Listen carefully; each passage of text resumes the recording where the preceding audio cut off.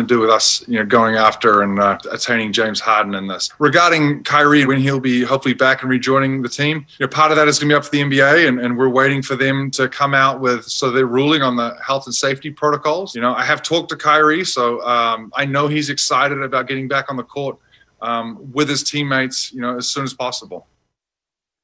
Boy, is there a lot to unpack in the things that he just said, and the perfect man to do it, the one and only Jalen Rose, is here to give the people what they want. All right, let's go through those in order. The first thing he said was that the Kyrie Irving absence had no impact on their decision to trade for James Harden. Do you buy that? I buy it, Greeny, because this was something that's been brewing, in particular this offseason when those three were in Los Angeles playing pickup games together. And here's the deal. They did a terrific job of formulating a big three in Brooklyn with the Nets. And when you're trying to make that omelet, it's going to be some broken eggs. And unfortunately for the Rockets and their fans, it was them. Because Kyrie and KD were already with the squad. So James was the one that had to go to his team and say that he wanted out. A guy that's been an MVP, won multiple scoring titles. They'll likely retire his number one day. So he had to make it unceremonious for his situation so that he can now make it happen.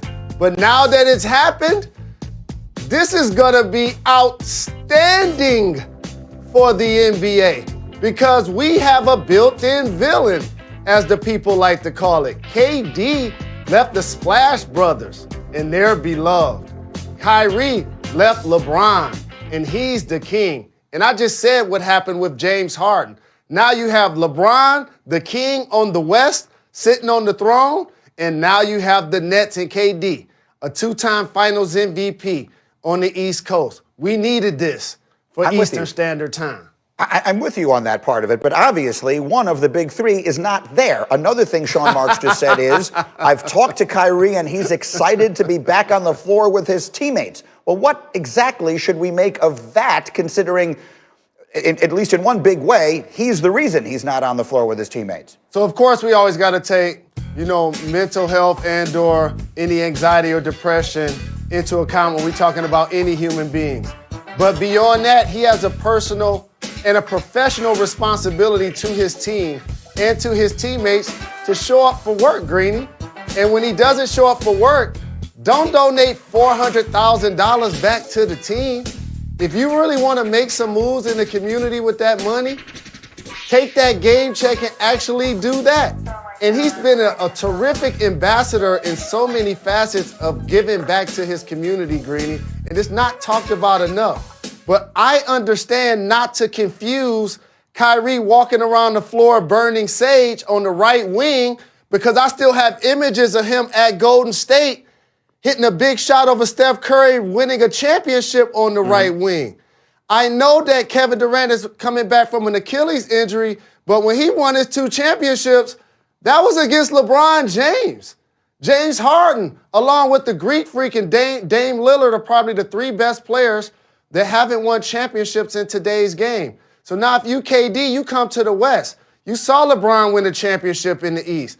I mean, if you KD, you go to the East because you saw LeBron do it. You saw Kawhi do it. And now KD's in the East. And when the Splash Brothers get back and LeBron has AD, this is going to be fantastic theater for the NBA. Yes, Kyrie will find a way to return to the team. Trust me, when his protocol ends, Greeny, he want to be a part of this show because that's what it's going to be.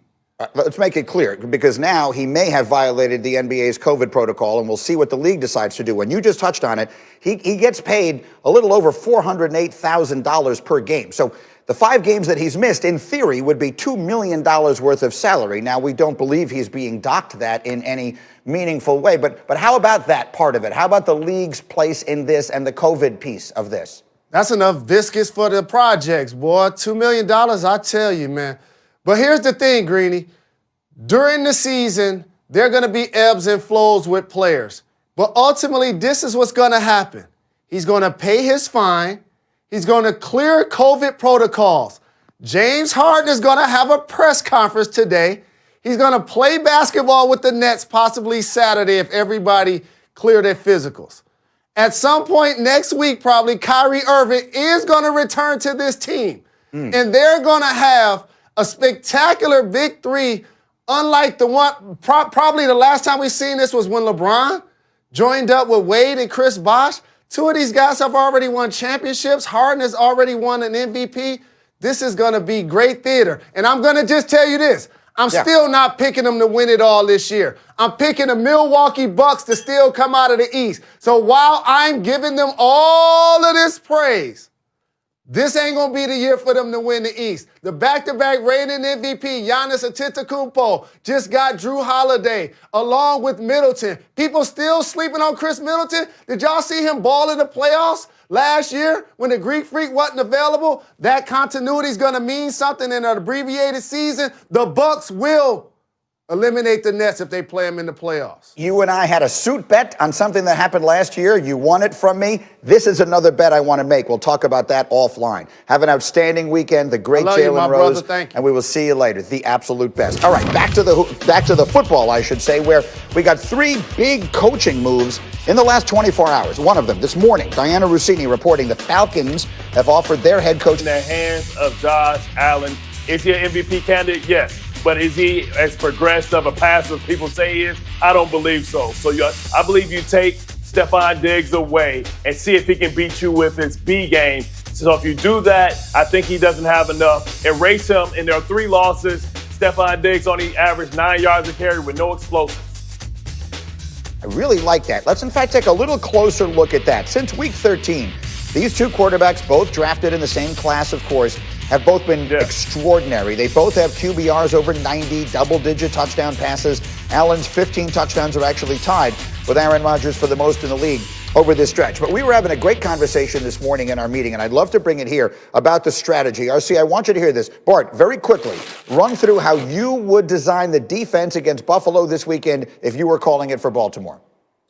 Listen, I'm coming up in the defensive meeting. I'm saying, listen, we just stopped the best running game in the business last week. We can stop these guys with a light box. What we're going to do is we're going to take away his favorite weapon in Stephon Diggs. We're not going to do it by putting Marlon Humphreys on him, our best corner. We're going to take him away by putting our second best corner, who's pretty damn good as well, in Peters. But guess what, Peters? We're not going to have you out there being Delta O'Neal trying to jump everything. We're going to put a safety behind you. We're going to double Diggs. We're going to put the heavy lifting. We're going to put the heavy lifting on Humphreys, who's our best corner, to take away their number 2 guy. We should be able to erase him, and guess what? We've been waiting for you, Jimmy Smith, to try and earn your paycheck. We want you to come over here with this kid with the weak kneecap and dominate him and Beasley in the slot. And guess what? Everybody else, we're going to handle this weak run game. And let's see if Josh Allen can surgically dissect us. And don't get too cute with all these exotic blitzes. Keep eyes on him. And listen, the Ravens are the craziest team to worry about because they blitz all the time where they don't have to. They have 2 elite pass rushers. Let those guys work, earn their money, put that cheese on a taco.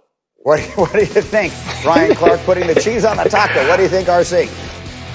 I think it sounds good, and also we've seen this from teams in the past. Darrelle Revis, when he was in New England, was employed many times on the number 2 wide receiver, and Devin McCourty would be the guy over the top of number 1 while the second corner was on him. So we've seen this work before. Another thing I would add to this is that Josh Allen struggles against cover 2. And I know the Ravens don't major in cover 2, but when you have 2 ball-savvy guys like Marlon Humphrey and Marcus Peters on the outside, give them those opportunities to see. Give them those opportunities to bait, break top down on things, and make Josh Allen earn those yards. Now, it's easier said than done because if you're used to doing something good, like the Baltimore Ravens is, which is man-to-man, which is blitzing, a lot of times you want to impose your will on offenses. Take your time. Mark, sit there and say, you know what? We're going to play the way that beats you. We're going to adjust to what Josh Allen struggles with. And if Wink Martindale can do that, I believe the Baltimore Ravens have a great opportunity to win this game. And then, Nico, let's go to the other side. Over the summer, you are Lamar Jackson's biggest fan and supporter, and the beginning of the season obviously didn't go so well. But what has been the difference in these last 6 weeks where he's been so good, and can he do it again on Saturday night?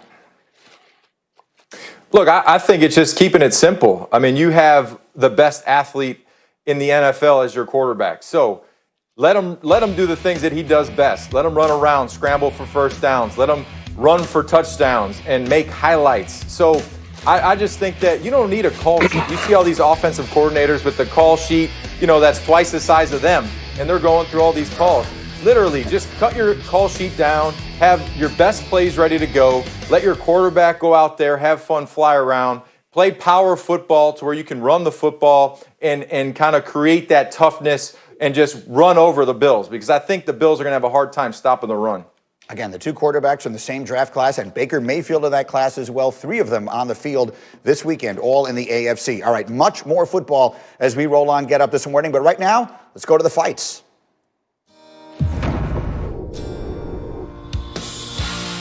No fighter in UFC history